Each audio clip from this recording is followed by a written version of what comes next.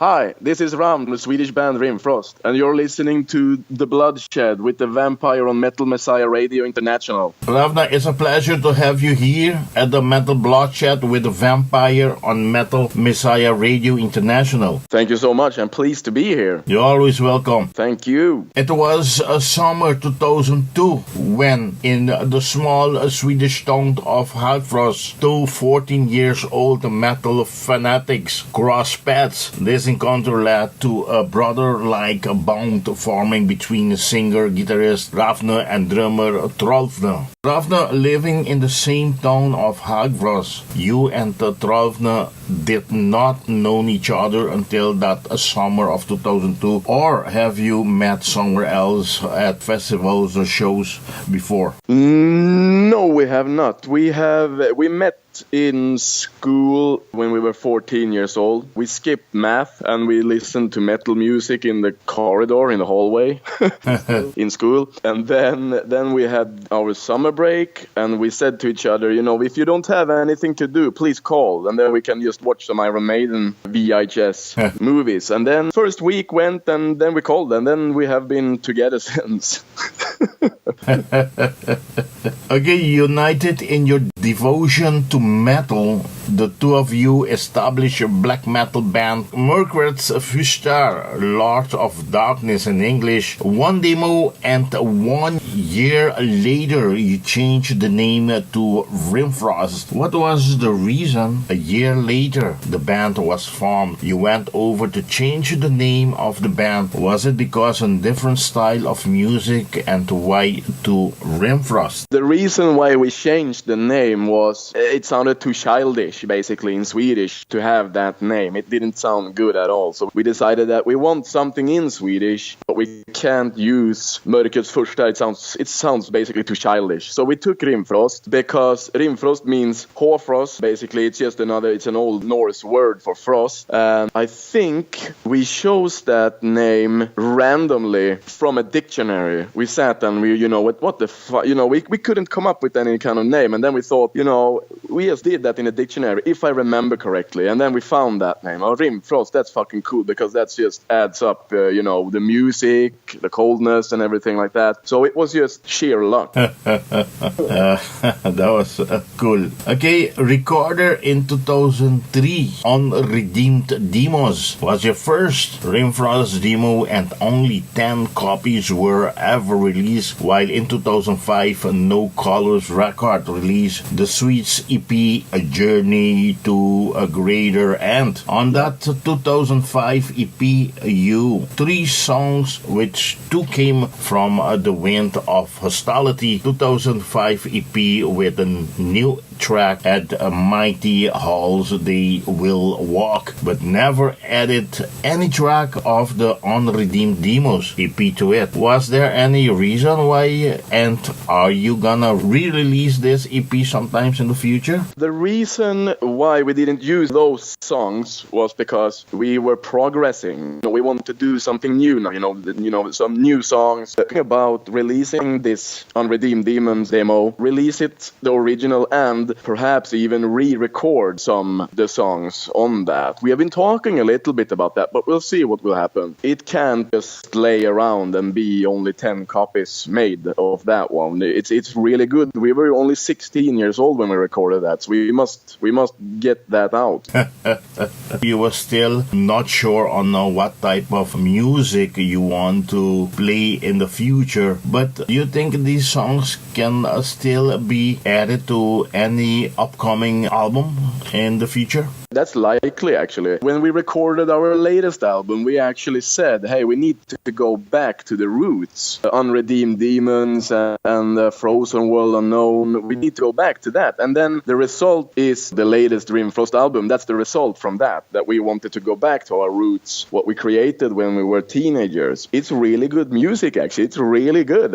Sometimes I put the Unredeemed Demons demo and I think, what the fuck, We're 16 16 years old and we play like hell. But I think you guys still very young, but you much more mature now doing music. Very much so. You develop and you get experience from all kinds of music when you grow. When you grow.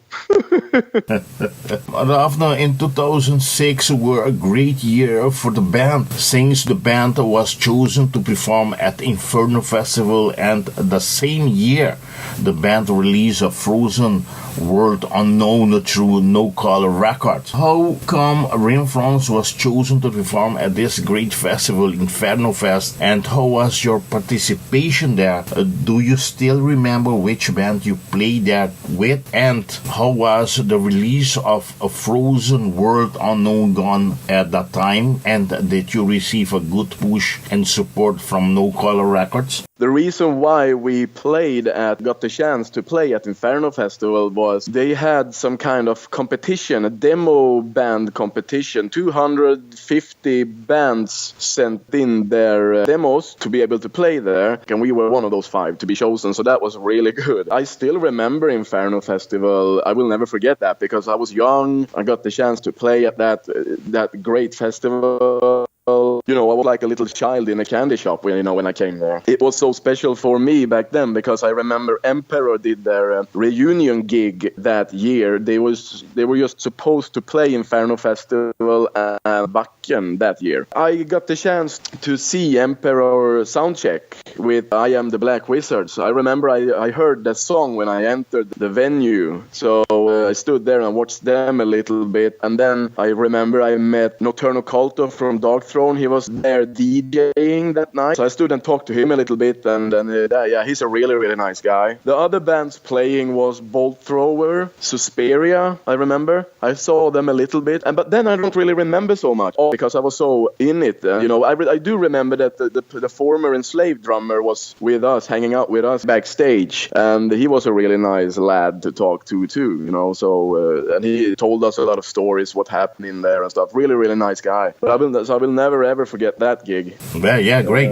But going back to the album you released that same year, 2006, Hravn, A Frozen World Unknown. How has this album gone, and do you still remember getting a great support by your record label, No Colors Record, back then? The support from the label was very good. We had a really good conversation between us, when we did everything. So they were good to work with. We received a lot of good reviews and everything on that album. But being such a small label and us being so fairly unknown back then, it didn't sell that much. But we still got, we still got a little bit further in the underground scene thanks to the label. Okay, great. The band was put on hold for 2 years when Throllv left Hagfors for the city of Borås, and RIMFROST was effectively put on hold. In January 2008, Hravn, you followed Throllv to Borås, and RIMFROST awoke from the dead and right away began to work on a new album, Veraldar Nagli. RIMFROST's second album was recorded with renowned producer Andy LaRoque. Remember him from the Say Some King Diamond, and released in November 2009 by the Season of Mist. It was praised for being forth a new kind of brutality. Hravn leaving Hagfors and to head established in the city of Borås, and Andy LaRoque, a new record label, Season of Mist, meant a new beginning in your personal life, but also the music style RIMFROST represented, and were you all fulfilled of how it turned out with Veraldar Nagli and your first attempt with the French Season of Mist record. How was all these changes gone for the band? I think everything turned out to be quite good in the end, but back then we should not have changed our producer because we really like to work with Jonas Kjellgren as our producer. So we tried something new, and sometimes it's good to try something new, and sometimes you should not fix what's not broken, you know what I mean? Yeah, sure. So the reason why we chose Andy Andy's Black Train Studios. The only reason we chose that is because it was much closer to Borås than Jonas studio. Jonas studio was around 3-4 hours drive, and we needed to be able to go home sometimes in between. So that's why we chose that studio. It was a great experience, and I'm really glad that we got to know Andy. He's a really good guy, and he's a really good technician and producer and everything, and musician. But it was a slow process. We were in the studio for almost 2 weeks, and it's too much time if you ask me. I like to be prepared, go in, do what I need to do, and then it's done. But we were there for so long, you know, and we were working through the nights, and, you know, we didn't have any kind of structure, and you know, it's not good. I think you need some structure when you're working with that kind of, you know, the process to record. We were up late and tired, and, you know. But before decided to work with Andy, how come the decision of you to leave to Borås as well? Does it have to do with Throllv now? Yeah, it does. He moved to Borås first because he met a woman. So he wanted to have work, because up in Hagfors, the work situation is really bad. So we needed to have jobs. So he moved, and he got his woman and everything. He moved down here. I was still living up there in Hagfors, and it was horrible. You know, I didn't have anything to do. You know, my brother moved, and I decided after a while that we will move down there too, to get jobs and everything, and then we can concentrate on the band. But you knew Andy before? No, we did not. I visited him a year before when I was in Gothenburg, so I called him up, and I knew that he had the studio, so I met up with him to check the studio out, because we always said it would be really cool to be able to record at Andy's studio, you know, because also we're big fans of his work. What I do think today about the album is that I think that the album, the Veralda Nagli production, is too much of a heavy metaling sounding on the guitars and the drums. It doesn't have this brutality in the sound. If you ask me, I kind of want it a little bit more dirty. It was too clean. Okay, yes. And you work with Seasons of Mist, Hravn.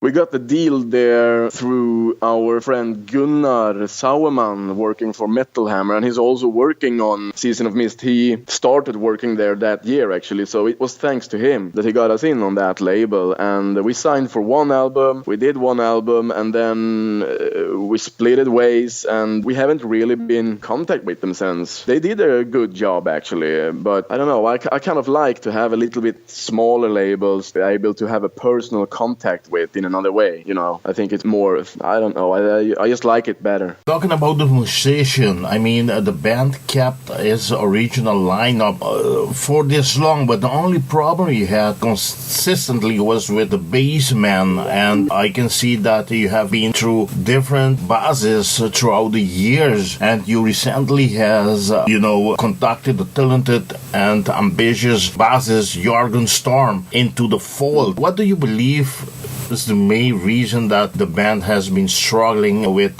different bassists throughout the years? I'm gonna give you the hard truth. I think it's because of me and the drummer Throllv. We're too much to handle. Because we are like two brothers. Like brothers, we also fight. The bass player, two of the bass players has left because they couldn't handle us. Because they said, "Nah, I had enough.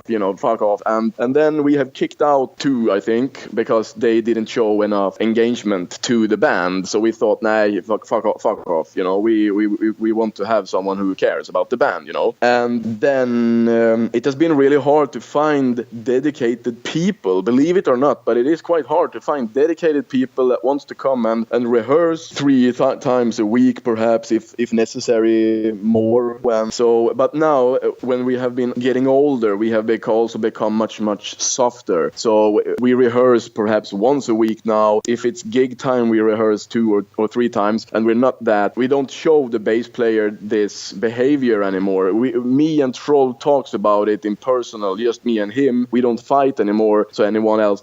They usually say, like, if you ask Jörgen, he will say that me and Throllv is like James Hetfield and Lars Ulrich, we fight. So we simply just keep him out of the fighting, and he's happy and we are happy because he is the best bass player we have had, and he's incredibly talented on stage, and everything is just perfect with him. Are you gonna keep his service for a longer time? Yeah, if he decides to leave the band, I will kill him. So that's what I said to him. So he can't leave. You know, he needs to stay in the band.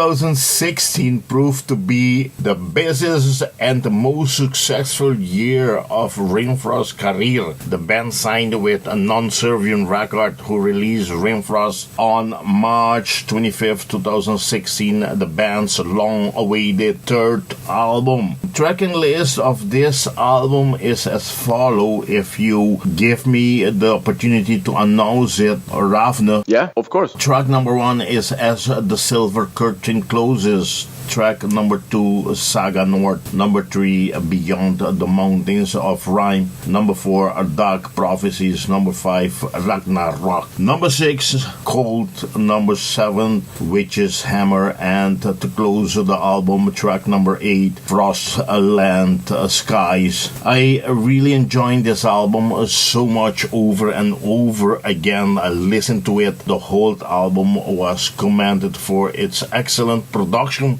addictive riffs, and seamlessly blended mix of styles, and even considered by many reviewers as one of the best. Listen to this, one of the best album of 2016. What a great honor, Hravn. Yeah, it's a really great honor. It's insane. Thrilled, and we are all thrilled. It's so fucking nice that people like the stuff that we have made, you know, because that's simply just what we do. We just create the music that we think, fuck, you know, this is what I want to hear, you know, and then we play it, and we have a lot of heavy metal influences, thrash metal, and I think it's mixed together. I think, you know, you get the result of that. the band third full length RIMFROST self-titled album RIMFROST. How long did it took to write the music for the new release, and did the whole band took part in the writing process? I mean, the three of you. The album took. We started writing this. I think the first song was done in 2012 actually, and we were a little bit slow, so because we were waiting on a record deal and stuff, and things didn't turn out. So after a while, we just decided that okay, now we have to put some fucking money in ourselves, and we record this ourselves. We do everything now ourselves. So we started saving up money so we could buy a computer, so we could start recording everything. But the whole process took place in 2012, 2013, and then 2015 January we started the recording, and we were done with everything in September because of malfunctioning computers, sound cards, etc., etc. You know, everything. Of course, the shit needs to burn up when you're starting to work with something. So you need to, you know, that's just how it is. But everything was done in the beginning of 2015. So we just recorded it. It's me and Throllv who have been writing the music and the lyric. We always do it together. We create some riff. We meet up in the rehearsal, and then we start our own touch to it, you know, and together we come up with the entire song, you know, and then it's done. Jörgen has not been writing anything so far. He told me yesterday when we were out drinking that he has a couple of riffs that he wants to show me, and so I'm actually really excited to listen to that soon, you know. Good team.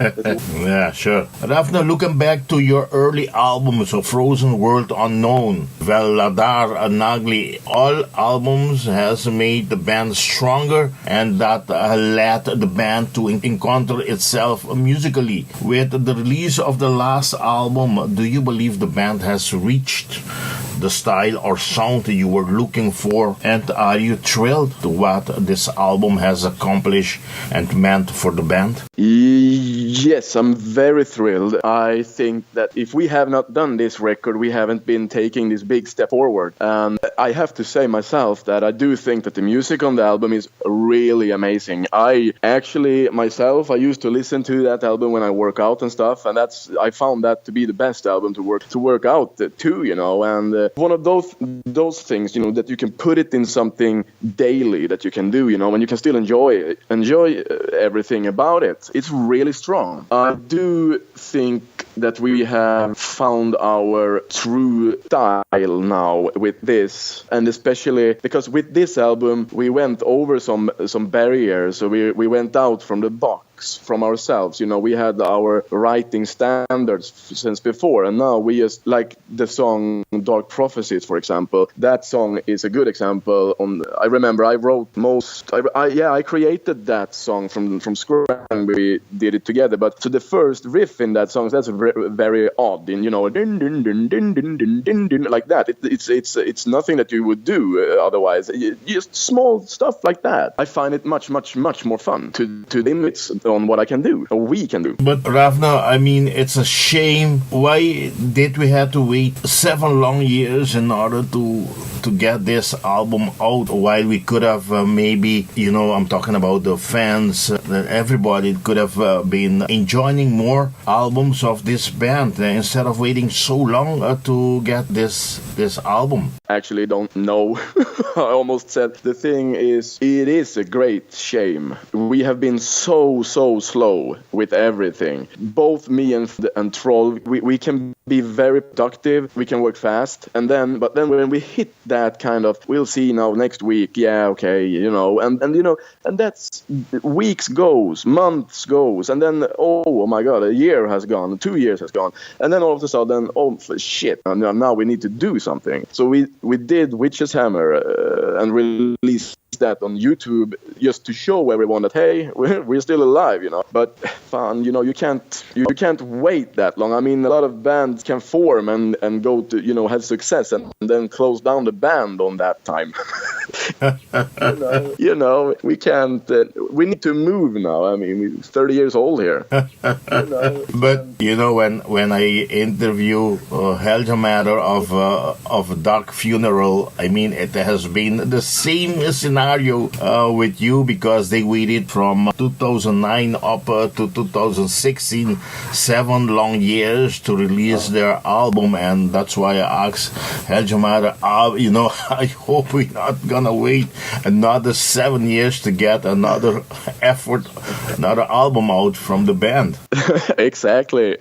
I agree with you. It's a long time to wait. I mean, it is a long time to wait, so that's not gonna happen again. I promise you that.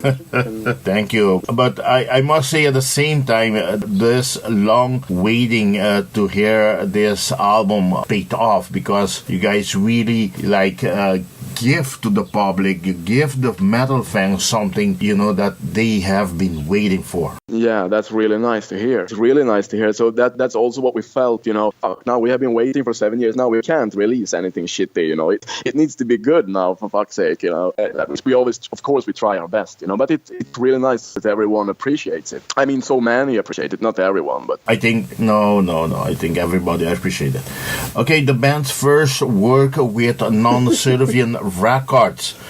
When replaced No Color Records for the release of RIMFROST self-titled album in 2016, are you happy to have made this move? I mean, from No Color Records and after replace this French record, Season of Mist. Do you believe you have made the right move? Yes, I do believe that we made the right move. I think that working with non-Serbian records and Ricardo has been a really great experience. Ricardo, we also call him boss, He's a fast worker. He really cares about the band. We have a personal contact. We make sure that we meet up and have a beer if he visits Sweden or we visit Holland. We make sure, we meet up and we have a beer and we talk, and it's more family-ish, and I like that. I do enjoy working like that. It's supposed to be fun, when you work with what you love. You believe you had a lot of more success with RIMFROST due to the record label? I actually don't know why it has been successful as it has been. I mean, of course, Non-Serbian has done a really good job with promotion and everything like that, so that means a lot. But we have also done a lot of work ourselves, trying to get out there, to the audience in different ways, and we're trying to, we mix in a little bit of humor sometimes, to get some laughs going, and you get the attention. And we also try to take care of our fans very, very much. I always make sure when I do a gig and stuff, I always make sure I stay a bit if I can. I stay and I talk to the fans and we sit and take a beer together. You know, that's important to me. I will never ever let that go. That's the best thing. Okay. Swedish Grim Black Force RIMFROST is returning with a Wanderers closer to 11-minute long single, A Clash Under the Northern Wind. A year and a half after the release of their successful self-titled third full-length album RIMFROST, dedicated to the Swedish country Värmland and in particular your hometown Hagfors, where the band formed and the founding members grew up. It is a celebration to the history and the dark mystic forces embracing the nature and its own being. The single was dropped November 11, 2017 under the banner of Non-Surviving Record through all major digital distribution, and it's available for purchasing streaming on the label's Bandcamp page and through all major platforms. What a way to close the year with such a killer long single. Why you decided to dedicate this song to Värmland and in particular your hometown Hagfors, and could the fans expect a new album for 2018? Yes, the reason why we decided to dedicate that to Värmland and Hagfors is because the whole album, which it's not done yet, we're actually working on it right now. Just before you and I talked now, I created a couple of new riffs for the upcoming album, and we decided that we want to dedicate that whole album to our hometown and our home county in Sweden where we grew up, because if it hasn't been for that, we would not play this kind of music, because that little town, you don't have really anything to do except get drunk, do drugs, or play music or something like that. And we decided to start playing music and get drunk. but the nature has always been a really big part in our life. When we were waiting to get rehearsal rooms, you know, we stood on hold for a rehearsal room. We were out walking in the woods and talking and planning about what we want to achieve and stuff with the band. We felt it's time to do something now, to dedicate it. Even if we not live there anymore, we want to dedicate it to that place, because it's really important for us. To answer the question, well, I think I already answered the question, but yes, it will be an album next year, and we have our personal plans is to actually have everything done till summer. That's the plan, but I hope it will be doable. I said, now you make me curious now to know, do you already have a name for this album? Wait, I have to think. No, we don't have an album title ready yet. We do have the album cover ready though, but we don't have a title yet. So when do you think we're gonna have more information, or when do we start to see the teasers or the first, besides this song Clash Under the Northern Wings, are there gonna be some other newer single be releasing in the upcoming days? We will record 2 songs at a time. This is a new thing that we have never tried this before, so we will record 2 songs every time. Now we're working on the 2 songs that's going to be recorded soon, maybe in January. And then we will record 2 other songs in maybe February or March, something like that, because we know the studio guy, so we have talked with him, everything is cool, we can just go in and, do the stuff. But 1 more single will be released, and that will come in the beginning of next year. The 1 more single besides the one already released,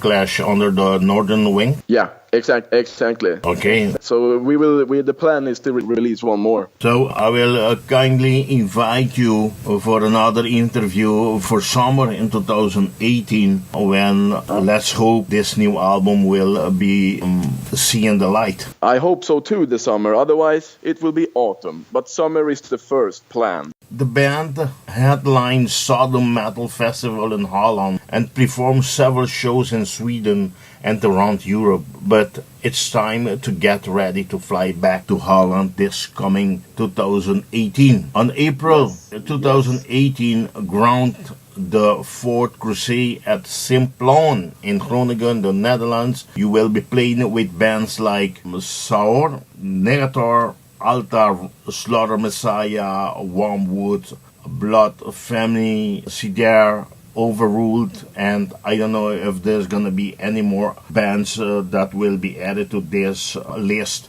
But Hravn, besides this festival in Holland, is to be more specific, on the 7th of April this coming year in Groningen, the Netherlands. What else is there for the band in 2018? We have some gigs in Sweden planned in this spring before Holland. Then we are talking right now with booking agency, and we are planning to go on a tour in South America next year. If everything will be as we hope it will be, then we will go to a tour in South America, and we are really excited to hopefully pull that through.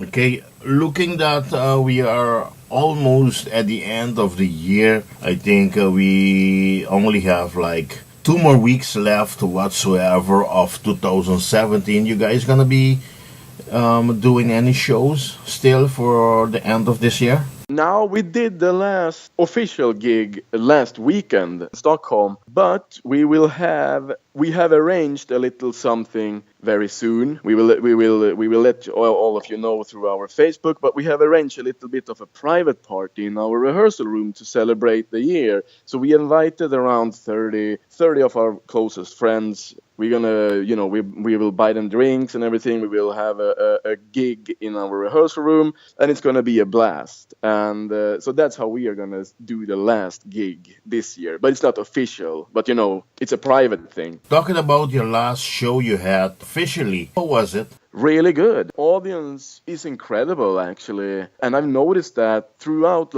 just a year ago when we did shows, the audience were a little bit stiff. But nowadays, when we do shows, the audience is they're really intense. They're partying and fucking banging and everything like it's no tomorrow. And I really like that. I think we have a good party feeling when we play. Oh, it's a lot of headbanging, and it's even mosh pits sometimes. With with the audience, it's really nice actually.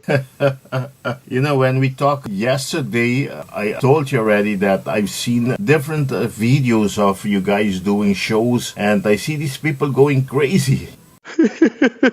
Yeah, exactly. They're just incredible, and I think, I don't know, I try to take care of them also before the shows, and I meet up with them, and let's take a beer and let's talk. I want to pump them up a little bit before the gig, so they that they can feel a connection as well. Because we're there to make them have a really fucking nice time. And if they have a nice time, we will have a nice time too on stage. It's just, I scratch their backs and they scratch my back. That's how it is. Okay, for all those who don't know the band as yet, like RIMFROST, play a classic second wave style of black metal. This type of metal that was made famous by bands such as Emperor, Dark Funeral, Dark Throne, and many more. Despite many bands have done this sound before them, RIMFROST managed to put their own spin on the music, which makes for an engaging listen. What are the thoughts about the Swedish black metal scene over the last year, Hravn? I think I'm not that greatly involved in the black metal scene, actually. I've been tired of the black metal scene, actually, a lot of years. I did listen, and I really enjoyed Dark Funeral's latest album. Was really fucking good. And I remember I listened, I was like, shit, fy fan, they done it, and I really enjoyed that album. And otherwise, I do see my girlfriend, she's very into black metal music, and she likes a lot of black metal. I get to listen to a lot of black metal through her, and that makes me don't listen to it anymore because it's not good, in my opinion, because it's too much. Everyone goes in the same direction all the time, and they try to make this, I call it hipster black metal nowadays. They try to create something dark and stuff all the time, but it's not good. It's not good, if you ask me. So either we have a really, really good bands in Sweden that play really awesome black metal, like Dark Funeral, for example. I enjoy their black metal. My friends, I would. They do good music, but mainly I think a lot of bands are pushing to this direction, to be obscure and everything, and that doesn't work. Or they try to push in the other direction to actually make something new, and that works for me because that's what I enjoy. Some innovation, with your music. I think the black metal scene is a little bit divided. It's really hard actually to say. What I do think, I think that RIMFROST is a good example on something that breaks the barriers with the black metal music. You don't need to stand and pretend that you're a demon on stage, We all know that there is no such thing. And we just want to go up there, give the audience a show, grab a beer with them, have a fucking laugh, and have a blast. That's the most important thing to us. Talking about RIMFROST and the Swedish black metal, RIMFROST is one of the bands that we can, take reference from, that we will still have more quality black metals coming out of Sweden for the upcoming years, alongside with many others young bands that I believe they do good music as well, and that will try to keep the Swedish black metal up high. Hravn, I want to thank you very much once again to make this interview possible, and right away I want to hand you over the microphone of Metal Messiah Radio for you to invite all your friends, all the band's fans, to support the bands, to buy your albums, your earlier albums, and to buy the last year album, the self-titled album RIMFROST, and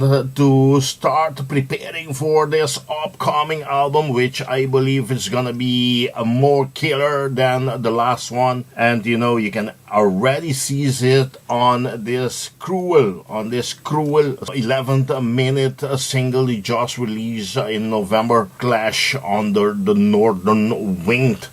For everybody to go out there, listen to this single, and prepare for this great new album for 2018, and to attend all shows you guys have coming up throughout Sweden, Europe, and maybe sometimes in the future crossing the Atlantic Ocean over to South and North America. Yeah, I want to thank you so much for having me on the show. It's a great honor for me to be here, and I just want to say hi and keep banging your heads to all the listeners. And to you, my dear friend, I just want to say, let's meet up when if we get the chance, we will have to meet up, and then we will have a beer and talk a little bit more.